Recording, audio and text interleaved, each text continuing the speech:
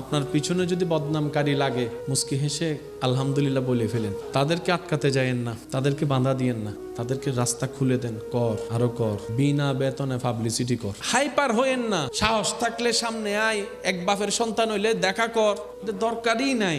আল্লাহ আপনাকে বিনা যুদ্ধে জয় করতে চাচ্ছেন। আপনি কেন যুদ্ধ করে খামাকা শরীরে শক্তি নষ্ট করবেন? দরকার কি? ছেড়ে দেন না তাকে আপন হালতে। সে বদনাম করবে, আপনার গুনাহ নিবে। সে বদনাম করবে, নিজের সওয়াব আপনাকে দিবে। সে বদনাম করবে, আপনার প্রচার করবে। সে বদনাম করবে, আপনার নামটা যে জানে না তাকেও শুনাই দিবে। তো সে যখন বিনা বেতনে এমন কাজ করতে চাচ্ছে স্বইচ্ছায়, আবার অন্যদিকে ওয়াইলুল্লি কুল্লি হুমাজাতিল লুমাজা তার উপর অর্পিত হবে, আপনার টেনশন কি? আপনার কাজ হচ্ছে রবের উপর ভরসা করে ধৈর্য ধরে বসে থাকা, আর কোনো কাজ নাই।